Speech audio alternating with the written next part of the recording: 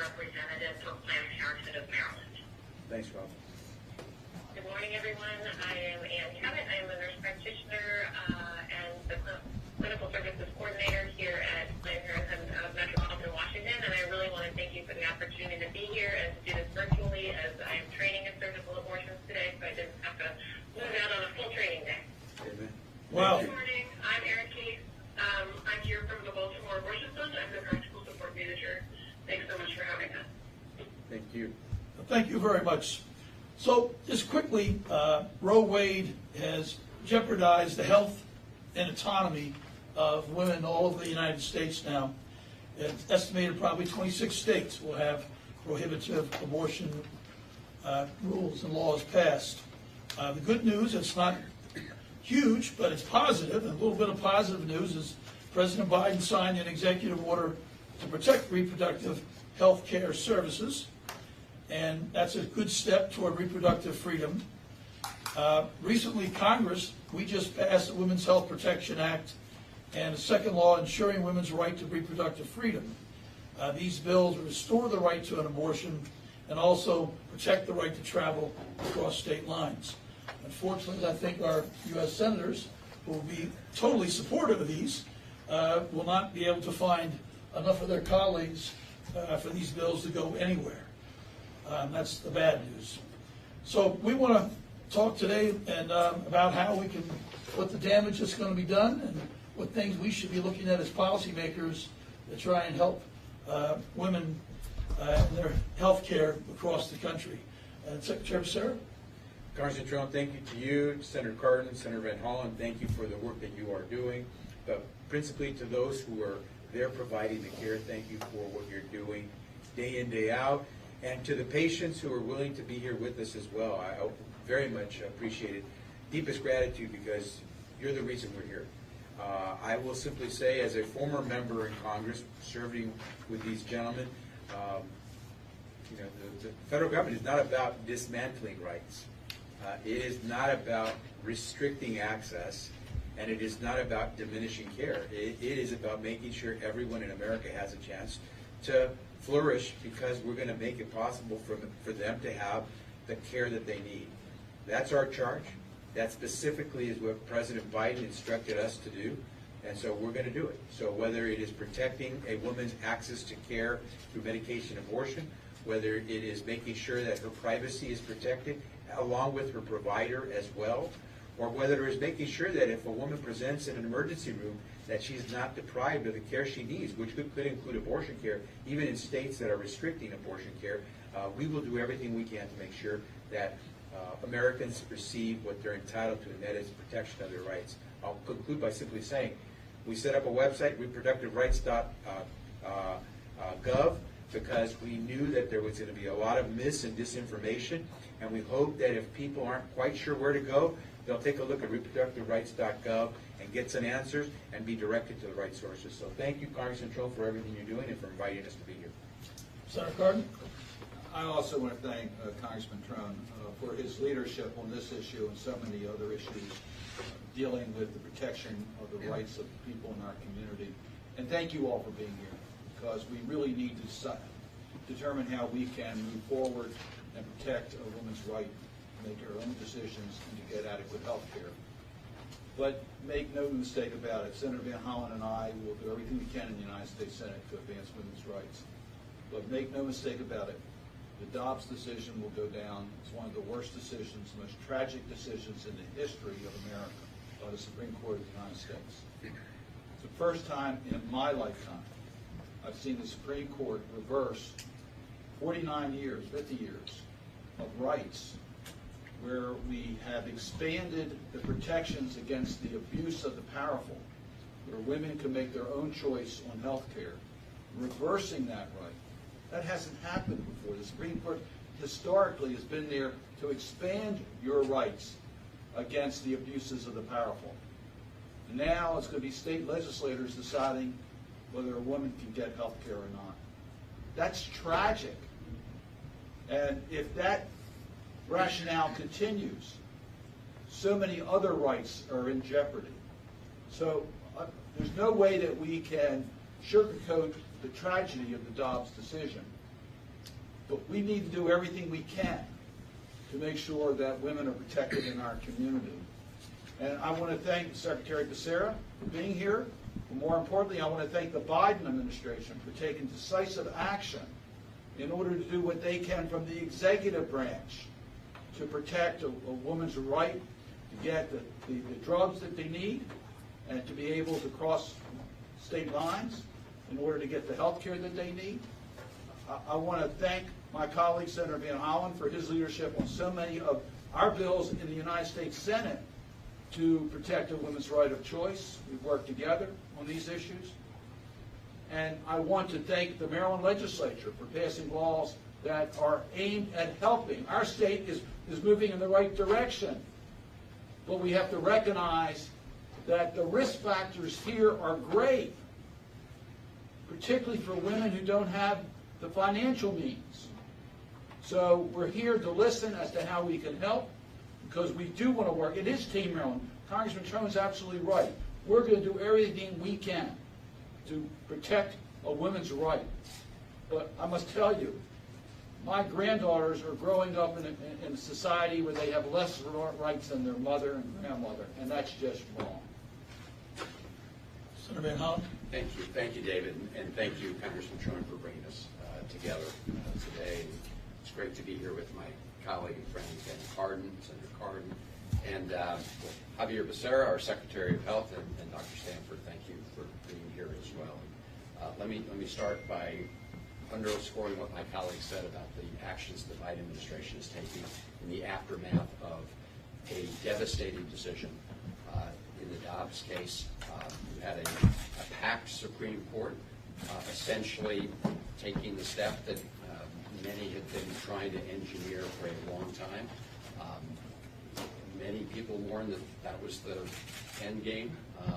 Here we are now, and we've got to deal with the situation. I want to commend the House for passing that legislation that Congressman Trone talked about, both to codify Roe v. Wade as a matter of federal law, to essentially have, provide freedoms for people to travel from one state to another to get the care they need, contraception right. As he said, and as my colleague Ben Cardin said, we will fight very hard. But if you look at the votes right now in the Senate with the filibuster, it's very hard, which is why I support reforming, ending, amending the filibuster, among other reasons. Let me just end with also applauding the Maryland General Assembly and all of you here. I'm dating myself a little bit, but when I first ran for the Maryland House of Delegates in 1990, I ran on the choice team. Robin Elliott would remember. And that's because we feared then that a Supreme Court was going to overturn Roe v. Wade. The difference was Maryland law at the time was very restrictive. So one of the first votes I cast in the General Assembly was to codify Roe v. Wade as a matter of Maryland law. This effort by this court was just step one in a two-step plan. Step one is to try to knock down the constitutional protections. Step two will be if, the anti-choice forces have their way to pass a federal law banning abortion. So we're all in this together. Maryland will have to do its part now as a state that provides for abortion care, but we also need to understand that the greater effort on the, by those who want to take away people's rights is to do it nationally at the federal level. So thank you again, Mr. Secretary, for being here. David, thanks for bringing us together. Dr. Stanford. Thank you very much, Representative Trone. And as you mentioned, I'm the Regional Director of Region 3. So that is the DMV, Pennsylvania, Delaware, and West Virginia. And I appreciate the opportunity to participate with Secretary Becerra, Congressman Trone, Senator Cardin, and Senator Van Hollen for welcoming us to Maryland to discuss this very important topic of reproductive rights.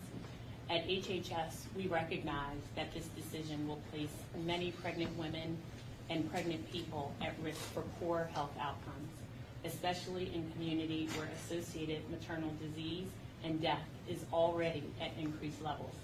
As a physician, I recognize the health experiences, both pleasant and unpleasant, and inequitable care can impact a person for a lifetime.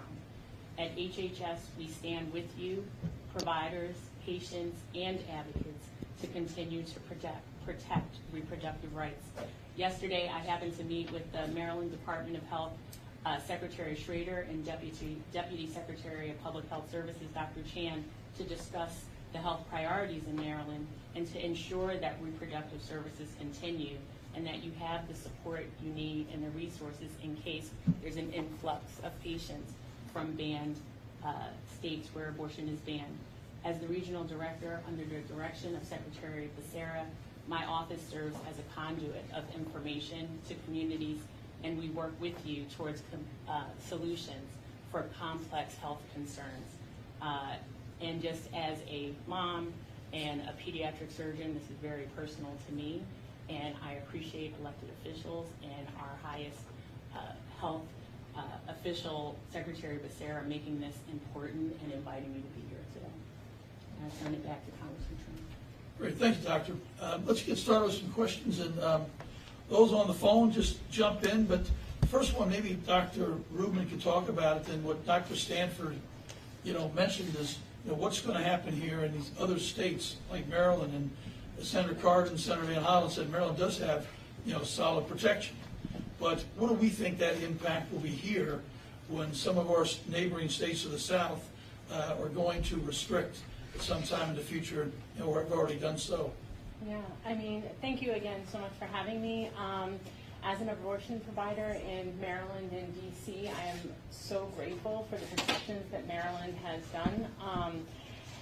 But yeah, we are going to be seeing volume from other states, and already we have the phones ringing off the hook with people who are scared and worried and concerned about the logistical and financial obstacles that go along with accessing abortion care outside of their state. We have wait times of 3 weeks or more at one of our clinics to get an appointment and to get abortion care. And as we know, in abortion care, time is precious, and even a delay of a week or two can increase both the risks of the procedure, but also the costs and the other burdens as well. So this is really tragic, and it's a really big problem. So we do expect to see additional volume from more restrictive states, and we're doing our best to be able to accommodate that and serve the people who need health care and aren't able to access it locally. So we, at one of my clinics, we are hiring additional staff and trying to increase our capacity to be able to deal with any surges that may occur. Another one of my clinics is increasing the gestational age limits somewhat, because we acknowledge that when people have to travel from restrictive states, that takes time and money, but it takes time, and people are going to be presenting at later gestations. So we're doing what we can on our end to make sure that all the people in the country who need access to abortion and health care are able to get it here in Maryland, and we're really grateful for the protections that Maryland has provided for both Marylanders and all of the people of the country. So a lot of health challenges for the folks that get delayed, a lot of extra challenges for other states that are still there. But as Dr. Stanford said, she and HHS and Team Maryland is here to try and, we got to have good communication as we go forward, so we can be here to help you and help all the other providers throughout the state. Absolutely, and we're grateful for that and happy to be a resource. Who else would like to comment on that? Anybody on the phone? Yeah, this is Anne from Planned Parenthood, Metropolitan Washington. I have to agree with everything that Dr. Rubin said. It's also an increased burden of navigating the complexity of care that patients are coming with. And so that's whether they are needing help with travel, with food, with gas. We anticipate all that to be increasing. Child care is a huge issue as well. What do we do for patients who have no child care and who have kids with them? How do you care for that? There's also been an increase in people wanting new like IUDs or implants, or replacing them before they need to, because they fear that they're not going to be able to get them in the future. And there is a real confusion about what is legal and what's not. And so I think what would be great is a real push against kind of the misinformation out there, so we are clear that Maryland, DC, Virginia, it is illegal, or it is legal right now to get abortion care. We are open to providing care, but providing some of that public health messaging, I think, is going to be really important. Thank you. Hi, this is Erin from the Baltimore Abortion Fund. I just wanted to kind of chime in and say, abortion funds we're here to help with a lot of those logistical challenges that are being mentioned. So we do support people traveling here to Maryland to access abortion care from out of state. We can support with travel logistics, hotel. We can help pay for child care for folks who are needing to travel in, meals while folks are here, all kinds of things.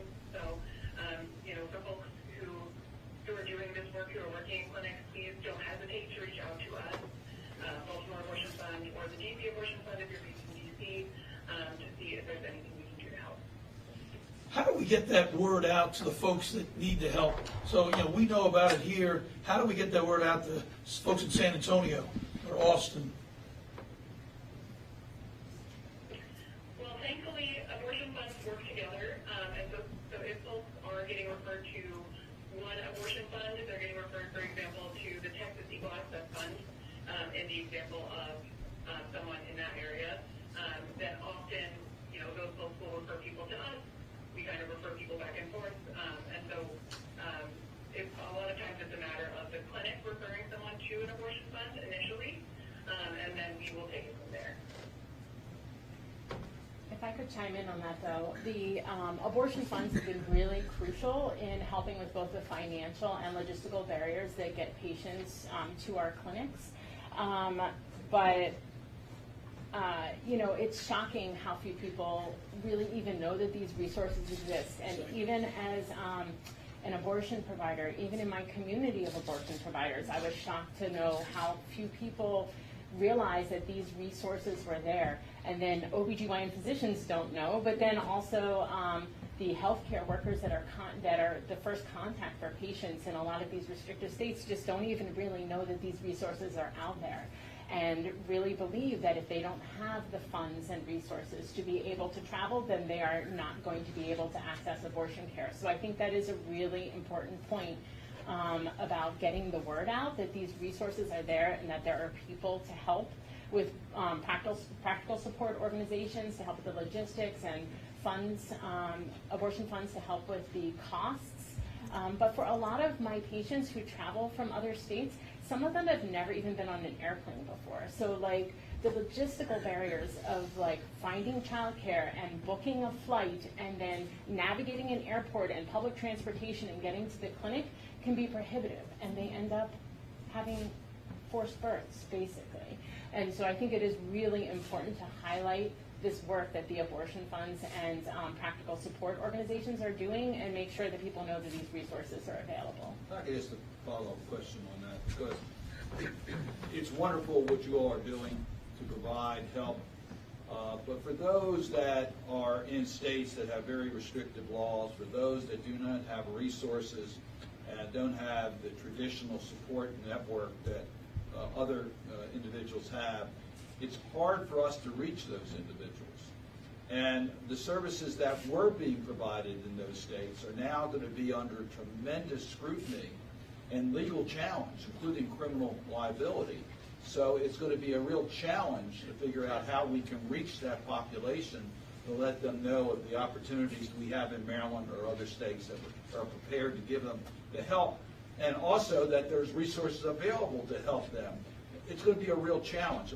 I guess my question is, we got to figure out a strategy that we can work together to get that information, as Congressman Trone has said, get that information out so they recognize what is available. The Biden administration is helping with their clear message that they want to make sure that every person has services available. But we have to figure out a way to get into those states where there is potential criminal liability, the information that's needed so that those individuals get the services they need. And we welcome any thoughts that you may have as to how we can help as federal officials. I just want to reemphasize, the website that we stood up was for the purpose of making sure people could go to one place and get information. And to the degree that we can alter it to make it more informative, we're willing to do that, because what we want is for those folks who don't have physical access to that kind of information or guidance to know that they still have sources on the internet and otherwise to get that. So I hope that if there's some comments of how we can make reproductiverights.gov better, you'll let us know. Absolutely, and getting the word out about it, because there's so much misinformation and disinformation online. People go to online as a resource to be able to access care, and unfortunately, if they don't know the right places to go, then they can get a lot of incorrect information. And so having a more centralized location where they can access quality resources and information, I think would be really important. Should we have some sort of a marketing campaign in some of these states? I It think seems that like would we be a need great to- public health, We gotta have a public health announcement that here's the website and go right here. It's Absolutely. together, but people aren't gonna figure it out, especially in our diversity communities. Well, and I would just add that there are a lot of folks who are disenfranchised who do not have access to technology. They might not have the ability to access that sort of information, and so we need to make sure that it's the folks on the ground also have that and are able to provide it also with, different levels of literacy and foreign languages. Michelle, if I could jump on what you just said, and also Secretary Becerra, I just happened to go to our website as I'm looking, and abortionfinder.org is linked. Services, if you need it, with the abortion fund is linked. So those things are already here right now. But to your point, school-based, faith-based, the county offices, college campuses. So depending on when you look at your analytics and your demographics to see what ages are most impacted, then you go to where those people are. So as we do with all public health crisis emergencies, you go to the people. And in addition to the marketing campaign, but until that gets underway, flyers in different languages, as you said, just right there when you come into the nurse's office on a college campus. Absolutely. Senator Van Hollen? So as you know, a lot of these states that are passing these either bans or very restrictive laws are also seeking to have the long arm components that would sort of criminalize anybody supporting abortion care even beyond state lines. We obviously saw the case in Ohio and Indiana, the 10-year-old rape victim. So I guess my question is for those who are providing abortion in pro-choice states, is that having a chilling effect, or is there, as of now, an understanding that those laws are likely not going to be, the criminal long-arm component is not going to be successful, and obviously the Biden administration has made statements on this, but is that having a chilling effect in many places? It is, because instead of just, working with my patient, counseling them in a patient-centered, way and coming up with the best plan for that patient, abortion providers are worried about being able to continue doing this work and not being criminalized or prosecuted or persecuted for, things that they are doing legally and in accordance with the law. And it does have a chilling effect, and it is concerning. But we are here to provide this care. We appreciate the support and the legal support to be able to continue doing this work, but it is concerning, and it actually has in some ways changed how I care for my patients. When I have a patient from a restrictive state, normally I would have a discussion with them about what would be the best type of abortion for them, either a procedural abortion or a medication abortion, and now I find that I'm having to alter my counseling and not just provide strictly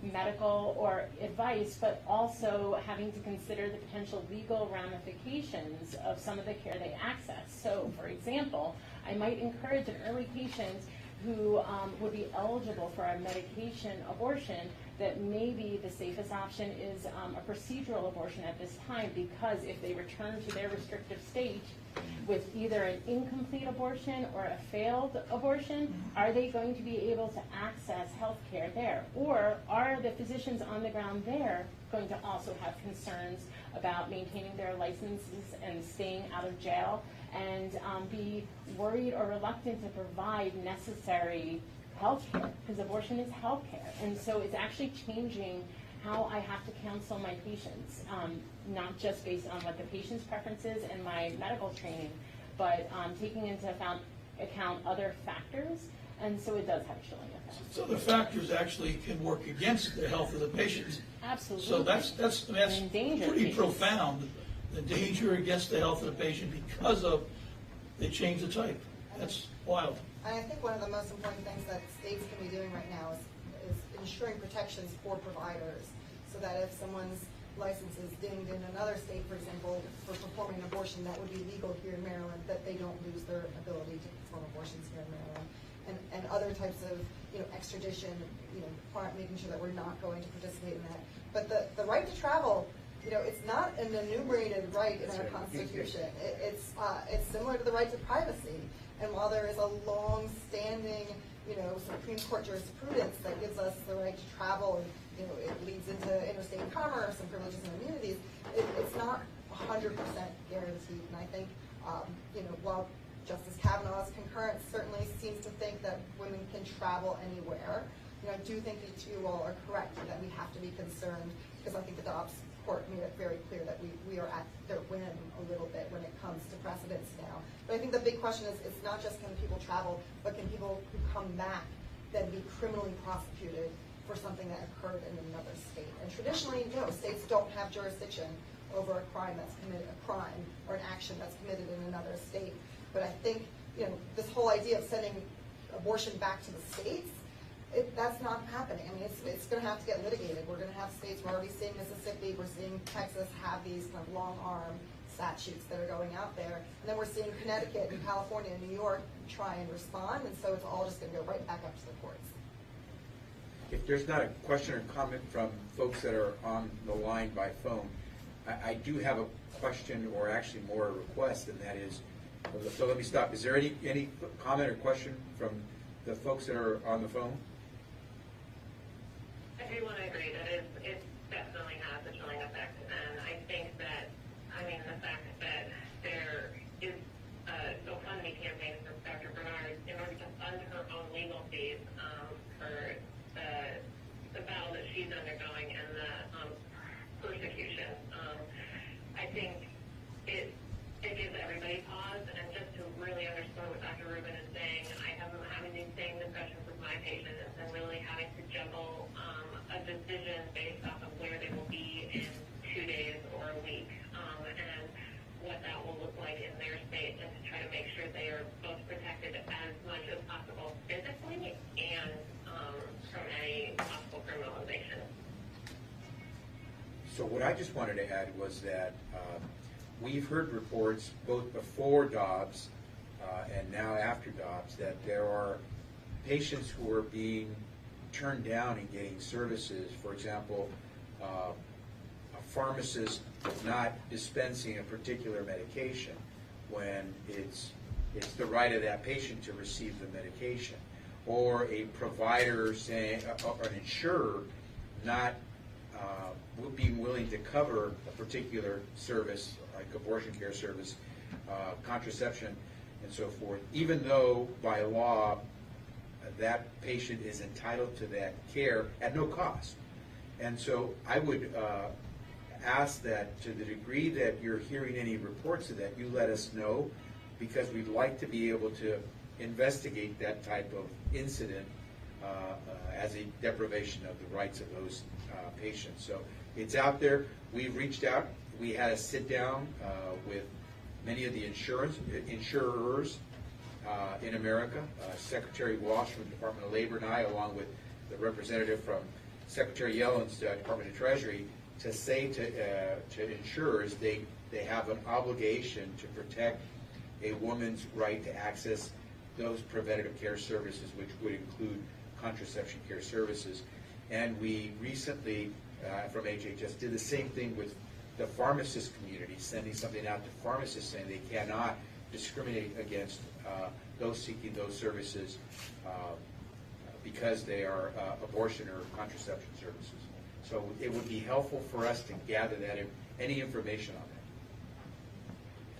Let's jump into our. Is there somewhere where you would like us to submit this? Because I would happily call anybody every time I get a pharmacist who declines to fill a prescription for misoprostol, which is one of the medications used for both miscarriage management and medication abortions, and it definitely happens. So I would say that if there's probably a good number that's listed on reproductiverights.gov that people can turn to give us the information. And if that doesn't work, I suspect if you reach your regional office, the HHS regional office, that the team would then make sure we get it to our attorneys for investigation. Let's talk a second about our minority communities and our underserved communities, and we all know that's who's going to be hit the hardest. And I would like to comment on some of those disparities that we're going to see, but think about solutions that we can try and help there, because we got to focus, where the help is needed most, and that's clearly where it's going to be. Any thoughts on that? Yeah, absolutely. I would love to speak to that. So, thank you so much. It's a great question because we've already had huge disparities that are seen along socioeconomic backgrorounds, gender, sexuality, geography in Maryland, and so absolutely these things are already getting worse. And I think that a lot of it really comes down to, we just passed this very historic Abortion Access Act in Maryland that will allow, thank goodness, for a lot of our counties that are currently underserved to have providers. However, the truth is that we are not funding properly independent clinics in these locations. We're having people having to travel, even in our state, our good blue state, right, that we're really proud of our legal protections. People are traveling long distances. Montgomery County residents have a much better and easier chance to get an abortion than someone who lives in, say, Kent County. That's not okay.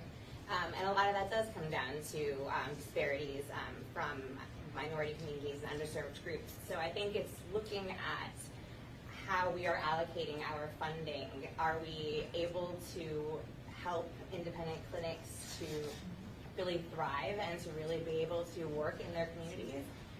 Or are we only going to be kind of, resorting to the grassroots, which is what has been picking up all the slack from the beginning? It's been independent organizations, practical support networks, it's been a Baltimore Abortion Funds, but we really need a government action here as well, because there really is an opportunity to partner here, and I think it would make a huge impact, and I think we really need to. I think we're all kind of saying it, but we are in a public health emergency, and we must act accordingly. People are getting hurt, people are scared, and they have every reason to be. Anything else on the phone? Go ahead. Thank you. This is Robin Elliott with Planned Parenthood of Maryland, and I just wanted to raise the issue of over-the-counter medication.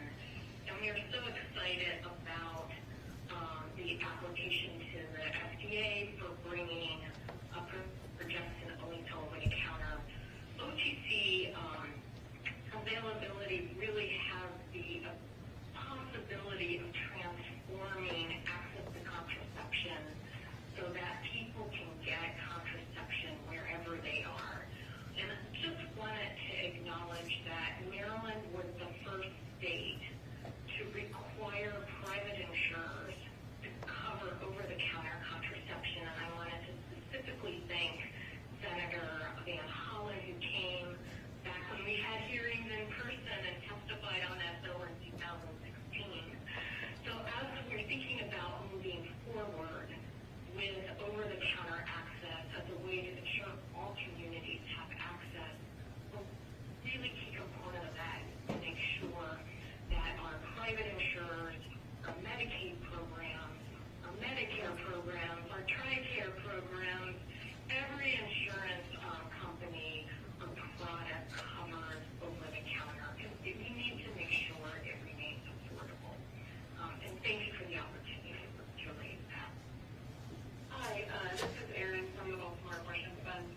I wanted to echo what the first speaker was saying about the fact that Marylanders who are already experiencing racial and economic oppression are folks who we already see needing additional support. So it's not only folks from out of state, it's also people in our own state who are having to travel longer distances, who are needing additional support to access abortion care. In fact, over 50% of the people that we serve at Baltimore Abortion Fund are Marylanders. And that has continued even with the acknowledge that, while Roe was a starting point, it was never enough. There were still many people who were not able to access abortion care under Roe, and while things have gotten more challenging now, there are people whose access practically looked the same before the Dobbs decision came down. And I think really we have to take a lot of action to ensure people have access to abortion care. And a lot of that looks like supporting abortion funds, other reproductive justice organizations, and doing work around paid parental leave, better wages, right? So it's holistic. We have to acknowledge all of the ways in which the way that our society works right now is not allowing people to access abortion care, not allowing people to access the other things that they need. I'd like to just echo. This is Anne from the BMW. Sorry, just to emphasize that same thing, I think that it's really important to keep our eyes on what we're currently doing, but also really being careful to increase that. So I think the law that lifted the restriction to allow advanced practice clinicians to sign up on Maryland Medicaid covering abortion services for Maryland and minors. I think that was a huge increase in access. Also working to provide pharmacists access to prescribing medication abortion, I think would be a great step. I think as the FDA has changed their REMS agreement on the medication abortion medicines, the ability for pharmacies to carry these in more rural communities is going to make a big difference.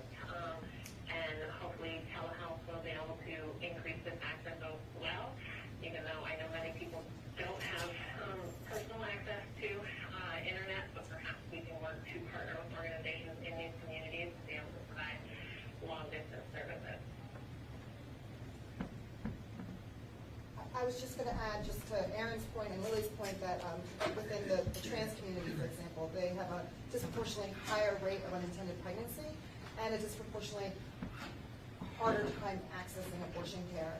So I just think that we do have to take very specific looks at populations and make sure that we're removing certain barriers that might not be the same for everybody. Dr. Stanford? I echo, and I was just listening to everyone. It's hard for me when I share this statistic, but in Philadelphia, for example, African American women represent 43% of the births, but 73% of the deaths related to pregnancy. That's that's intrapartum, that's postpartum, and that is duplicated across many urban areas. And so your point, Lily, about having expert care in communities that are devoid of access, of course, and HRSA does have funding trying to build and put more clinics in those communities so folks don't have to travel, but that obviously takes time. But until then, travel vouchers help, right, to get folks there. Even clinics deciding that certain zip codes that have to travel a greater distance in your Maryland area have an appointment set aside that you leave blank for those patients that may have to travel is something that could be implemented. And I think in particular with our trans and our LGBTQ communities, that's working with our University of Maryland, our Johns Hopkins, and saying, again, we need to set aside this time in getting that word to the community that there is a commitment to your safety and for you to get that care. But I think those would be sort of immediate, the travel vouchers and slots for those zips. But those statistics have to change. That's why maternal health and safety is a priority right now. I'll just add Dr. Stanford's point. You're making a very strong case that we really need to provide access to health care in traditionally underserved communities. And now with the Dobbs decision, it's much more urgent to be able to have care provided in the community. We have the National Institute for Minority Health and Health Disparities. There's an agency within HHS that has minority health and health disparities. I might just suggest one of the things we could do at the federal level is have those agencies that are focused on the challenges in minority communities recognize that there is a new dynamic to this as a result of Dobbs. And one of the things I was going to suggest, a state like Maryland's trying to do the right thing. What can we do to help a state like Maryland? And one of the things we can do is to provide access, greater support in underserved communities, because there's going to be so much greater need in our state, and yet minority communities are going to be the ones that are more likely to suffer. So any suggestions you can give us as to how we can strengthen the healthcare infrastructure in underserved communities, I think would be helpful. We have several initiatives at the federal level to do this right now, but we need to focus it a little bit better. What do we know about exactly how is this public health emergency beginning to hit? You know what the numbers of abortions we had each month or each year, and we had some data. And I'm questioning, does anybody have the data, or maybe we could get access to the data, like a state like Texas or Oklahoma that have passed these laws? What was the number of women seeking abortions prior, and where's that number now? And are they being picked up somewhere else? Because if we see that we're dropping, significant percentage points, which I'm positive we are, and it's going to be in the minority communities, even worse and worse and worse, then we can kind of understand the imperativeness of the marketing, the communication that we need to get out to these folks, because every week, as you said, it's delay. Yeah. Every week, it puts someone's health more at risk. And it's just, we need to act with more, I think, urgency, because it's happening daily. People are not having afforded that opportunity all through Texas right now. Right. I am not familiar with the data since Dobbs, but what I can say is that when more restrictive legislation is passed, there are studies that have shown that Google searches for self-managing abortion increase.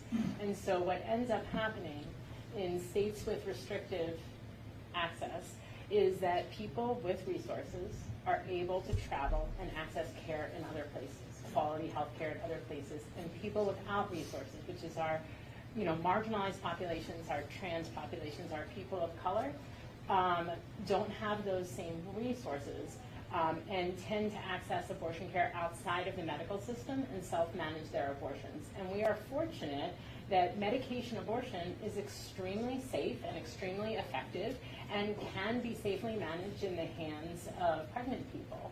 And so I think another important focus needs to be on decriminalizing self-managed abortion and making sure that if they can't access abortion through the healthcare system, that they can access safe abortion in other ways and help potentially facilitate that. And that is going to be a way to protect our most marginalized pregnant people.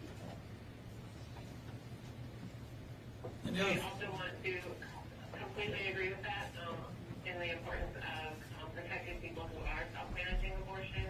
And there is some statistics I'm happy to send along with in the email thread, but there was a great editorial in the journal from the American Medical Association that is guessing that a total ban on abortion would be followed by potentially a 21% increase in maternal mortality overall, and a 33% increase for non-Hispanic Black individuals. And I don't think that we can wait to watch it all happen before taking steps to mediate some of that.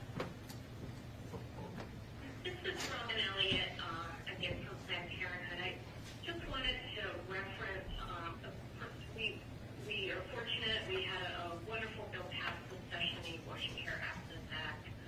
One of the pieces of data that we used in a peer review research that might provide a potential roadmap to look at this question. There was a study in Texas that evaluated the waiting times in the adjacent states for abortion care services, which of course affect both out-of-state and in-state patients. And that is a particularly meaningful measure when we think about access, because of course abortion care is a time-sensitive service. So kind of thinking in that direction might be a way to really continuously evaluate where we are in terms of access in Maryland or in states that are in a similar position. Anybody else on that? I think every day it's the waiting is really what's going to be costing us lives, and those statistics are pretty daunting. Chris? No, I think it's been a great conversation, and I do want to thank all the participants here, both for contributing to today's discussion, but also for all your advocacy for many years to make sure that Maryland is, as much as possible, and we need to always do better, a place where people have these reproductive choices, and for those who are on the front lines provided. I wanted to ask about any negative feedback we're getting here in Maryland at your clinics at Planned Parenthood from folks that are protesting, and has some of the ugliness spread over into our folks here in Maryland? From folks, how bad has that been? I mean, at Planned Parenthood in Maryland, we've always had protesters. Yes, I know them by name, and they know me, and they know what car I drive, and I'm sure they know where I live. And, a great example is what Dr. Caitlin Bernard has been going through with just providing legal, compassionate health care, and is being persecuted. And it is a concern. It is, we worry about our patients' security and mental health, and we worry about the security of our healthcare workers and providers as well. I have taken additional security measures. My child is no longer on my Facebook profile photo with me because, there have been kidnapping threats against the children of abortion providers. And, the protesters are problematic outside of the clinic, but then, in the rest of our lives as well. Yeah, it does seem that since they have gotten more aggressive and, more aggressive. And again, it is us providing necessary health care and people seeking health care, and it to be constantly threatened and intimidated, either coming to work or coming to get health care is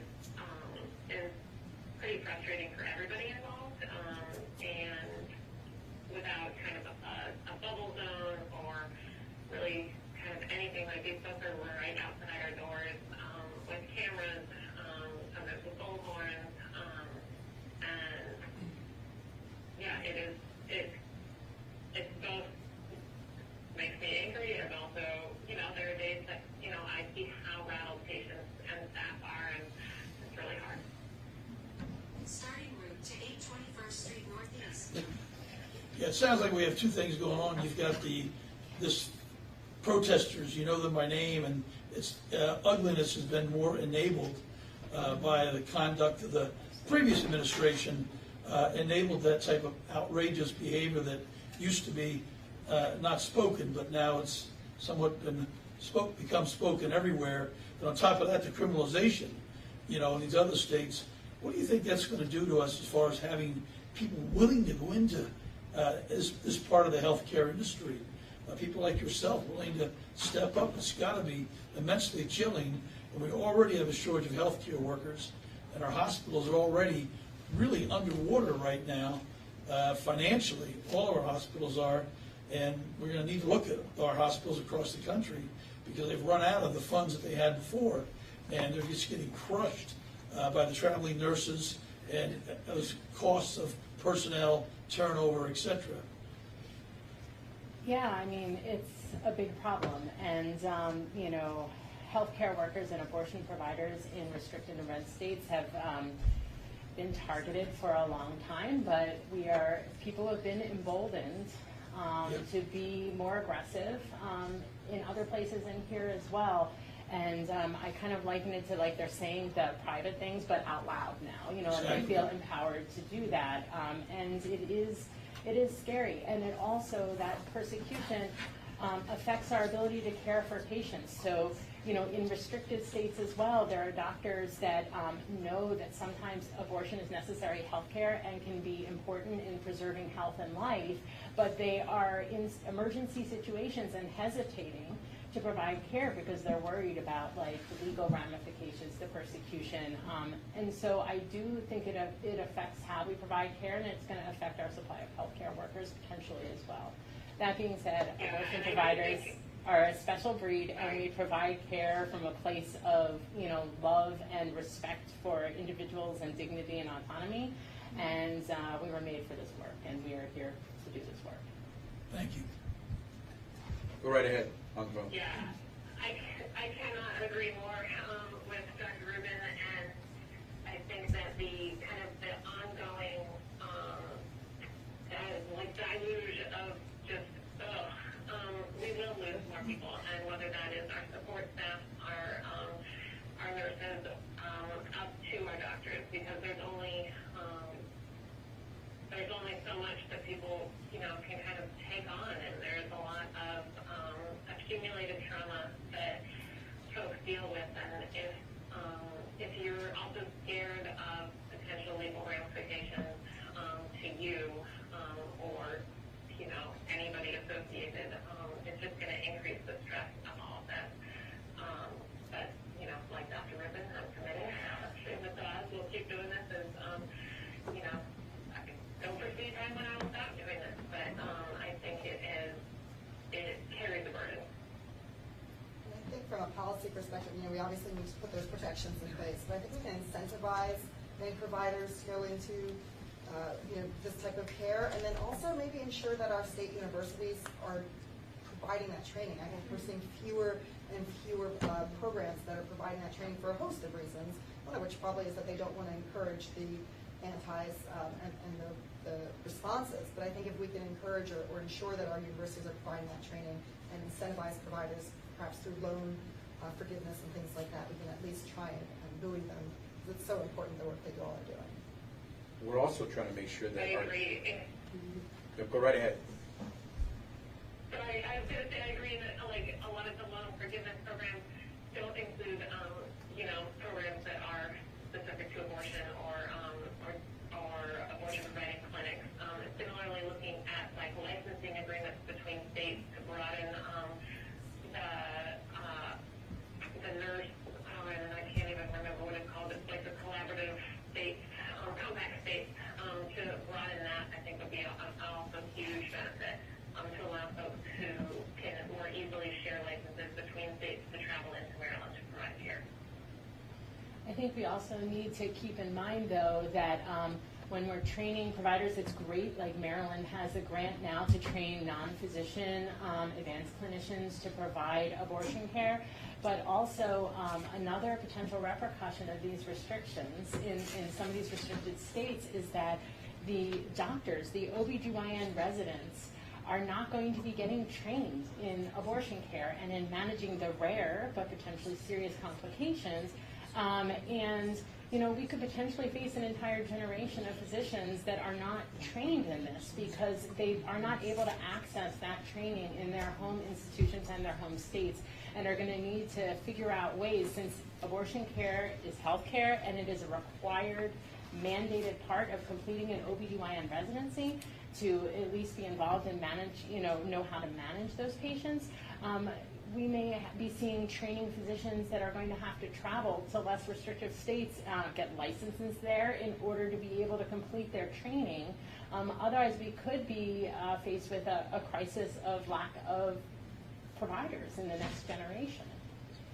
That's a really good point, because even, as you were saying, even now, my understanding is that only about half medical schools in the country, there was a Stanford study actually in 2020, only half the medical schools provide this kind of training. And if then you look at what states, you know, 24 or 5 states that are going to be banning abortion, whether those schools will just shut down those programs. Yeah, that's a big area in terms of future supply of people who are trained to do this. And so it's not just abortion care that's going to be limited. It's just women's health care, period. Yes. Yeah. So how important was Maryland's law that advanced clinicians in reform abortion? I mean, super important and really should be a model and template for other states to increase access and training. Like there's grants for training too, and we have advanced practice clinicians in our clinics, both at Planned Parenthood and at DuPont Clinic where I work, where we are training them to provide abortion care and expand our workforce and network of providers. I think it was a really important bill, and I hope that other states recognize the value and use it as a template and a model for expanding access in their own states as well. Someone wanted to say something on the phone? Yes, I am Xavier again. I do want to also underscore that if the OBGYNs are not getting this incredible training, the training is also the same as miscarriage management training, and this is how we save people's lives all the time. So I do firmly believe abortion care is healthcare and is saving lives and impacting lives, and miscarriage management is as well, and those trainings go hand in hand.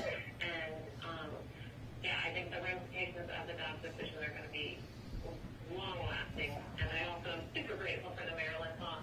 I've been providing medication abortions for many years now, but I'm thrilled to be starting my surgical training. We have a few questions from the roll call, CNN. Sure. Are you planning to do other, Secretary Becerra, go to other states, other districts to have these kinds of discussions, especially in states that maybe have more restrictive laws? Is this part of a bigger effort that the administration is doing, or is this something specific that you did with Congressman Trump?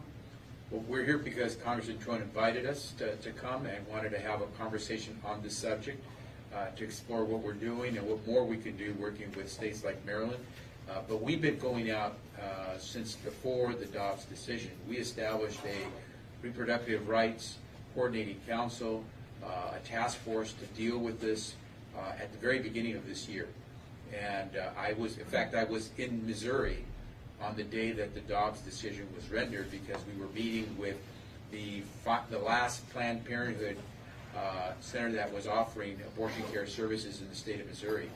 And as we were concluding our session, we got word that the decision had come down. So at that point, because the state acted almost immediately in triggering its abortion ban, they went from accepting appointments to having to refer people to another site. And fortunately for them, they had planned ahead. Just a few miles down the road, over state lines in the state of Illinois, they had set up another site that was able to take patients from all over the country. But we're going around the country and having conversations to try to learn what more we could try to do. I was going to mention beforehand, by the way, we were talking about the types of services we could provide in the training, that we are trying to make sure that we're directing our Title X monies for family planning as best we can. And we will continue to do that to try to make sure that families are getting the best information and service that we can provide them through the Title X program. But so to answer your question, we're going around the country simply because we know that there is a need to inform people of what their rights still are. Many people are still very confused about what the Supreme Court did. The Supreme Court did not shut the door to getting reproductive health care services. It just made it very difficult for some people in some states, and that's where we have to make sure people understand. We want to help them make sure that they exercise their best judgment in getting their health care services that they need. Any other questions? Senator? I'm Ronald with Planned Parenthood in Maryland. I did not introduce myself at the beginning, but I know we have Patricia on the line, and one voice that we haven't really heard from in this discussion is the voice of a patient and the experiences of getting pre-Dobbs abortion care and some of the issues that went along with that. So I just wanted to clear the airways for Patricia for a second. That's great.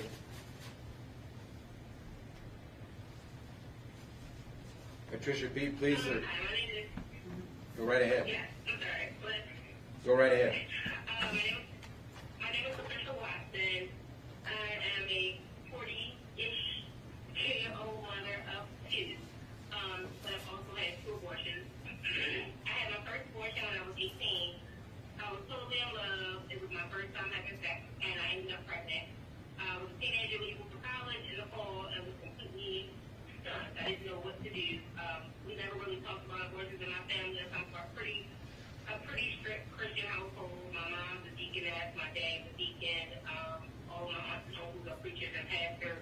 So we really didn't talk about abortion or health care for women at all, in that matter.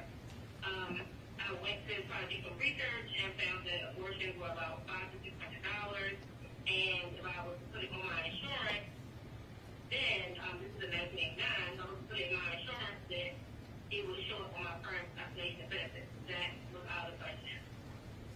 I ended up contacting my aunt, who told me to contact Planned Parenthood, and she helped pay for some, and then Planned Parenthood made sure I had a grant to stay for the rest. And it also helped me get some resources for just the emotional background. I think people forget about that part, the emotional portion as well. Whether you did it, whatever your reason is, if you still go through something, and people forget about that portion as well. The second time I had abortion, I was in a super abusive relationship. At that point, I tried to get my kids tied, and so no, because I wasn't 40 yet. I had 2 sons, and the day I found out I was pregnant, I went into the last day of my visit. If I had to tell someone that I got pregnant, I didn't know if he'd be joyful and happy and think, okay, now I have my grip on you, you can't leave, or if you could kill me and potentially kill my son. Financially, emotionally, I knew that I could not support another child. I was in grad school and was for the state, but my insurance was not paying for an abortion. Again, my financial frame was taken care of by Planned Parenthood, who also helped connect me to the state's attorney who put me in the Maryland Safe at Home program. And if they hadn't stepped in, I wouldn't be here. My sons are amazing young men now. I don't regret having the abortion, nor do I regret having done. My oldest son is a sophomore at, he's a junior, a rising junior at RIT. He was the valedictorian for his class at the School of Maryland in 2020.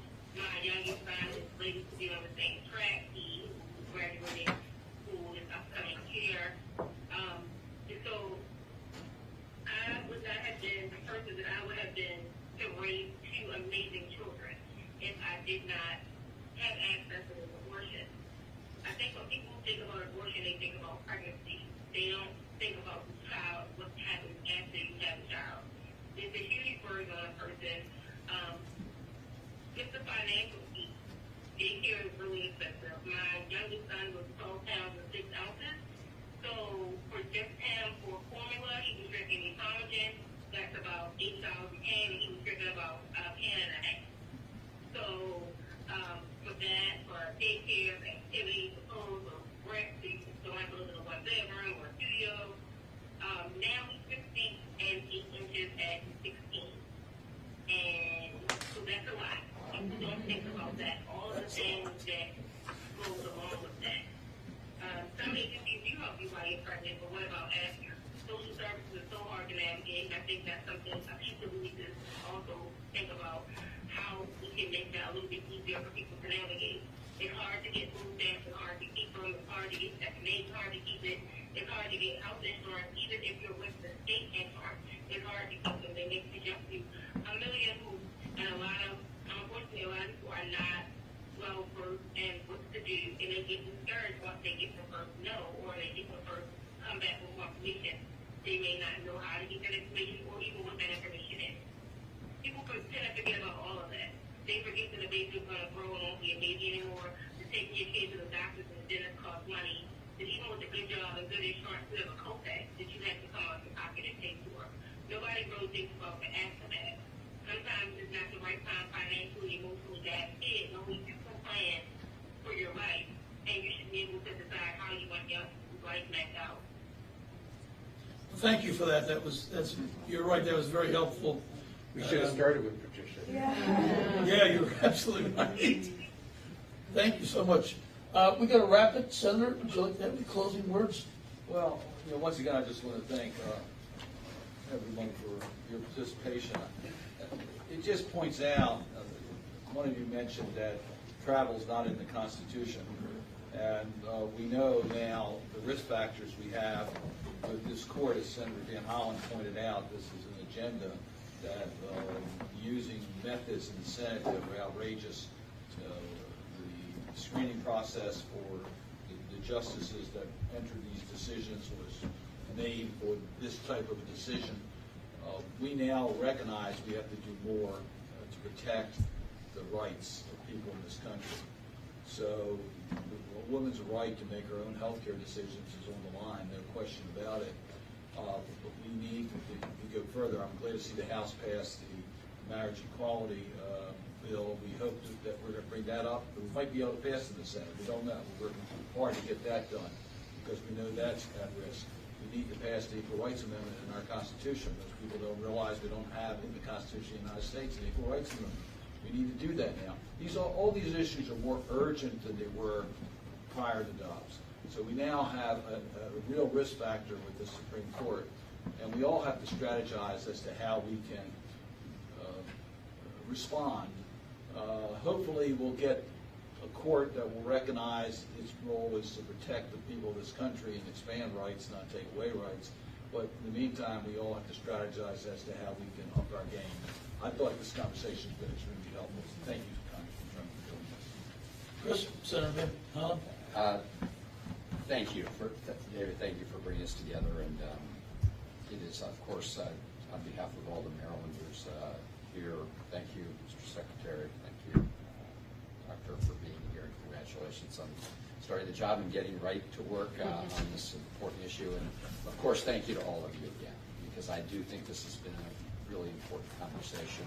I think the Secretary probably had some sense that Maryland had been very forward-leaning in terms of making sure people can access their reproductive rights, even though we do have a long ways to go in terms of underserved areas of people. But we're now all in this new world, and in addition to trying to do our job at the federal level, where we're going to work hard to pass statutes over a period of time, and obviously that comes down to votes, that comes down to elections. In the meantime, we in Maryland need to do everything we can with the new laws that were passed to ensure that people in Maryland, but also around the country, who are looking for this really important care are able to access it. And I do appreciate the efforts of the Biden administration. I know that there are continuing things that they're looking at they can do in terms of making sure that we address the challenges that we've now got as a result of this outrageous and devastating Supreme Court decision. So thank you all very much for Dr. Stanford, you got a lot of great ideas. Just please to reach out to us about the pharmacy and the insurance. I mean, that's a big part. And many of the things we discussed that Secretary Becerra already mentioned on reproductiverights.gov, but especially the insurance and people being denied care or pharmacy, not being able to get their medication. That is exactly what our office is for.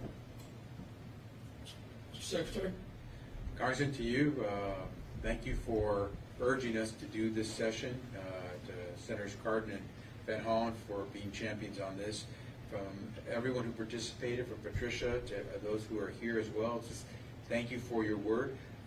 Going backwards is never made good policy, and it's not good practice. We don't intend to go backwards, and so we look forward to working with you. And you're very fortunate in the state of Maryland that you got forward thinkers who have done the right thing. We hope we can spread that word. Everyone should reiterate thank you again for coming out today. We really appreciate it, and we learned a lot, and we got a lot of homework and a lot of ideas to think about and figure out, because this is a seismic change. I mean, America, as Senator Cardin and Van Hollen said, and Secretary, I mean, we went backwards. How do we go backwards 50 years later? It's insane. So we've got to really think hard. Half of our country now is a public health emergency for women's health. Half of our country is under an emergency, and we heard some of the daunting statistics, and we're going to see more and more deaths because we didn't get out, and we got some folks in the Supreme Court that do not belong there, but we're stuck with them for the moment. So we just got to get out and participate in the elections. They have consequences. So thank you all very much for your time. Thank you.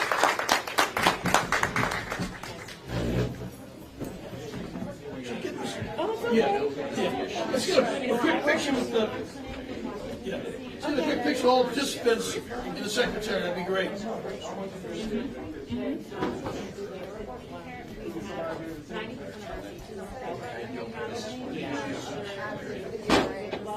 And thank you, Greg. Okay.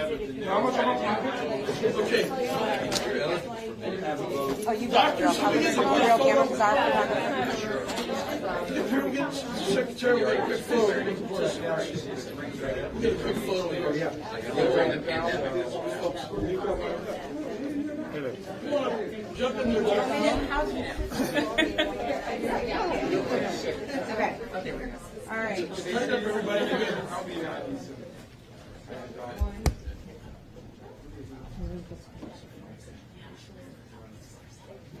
One, two.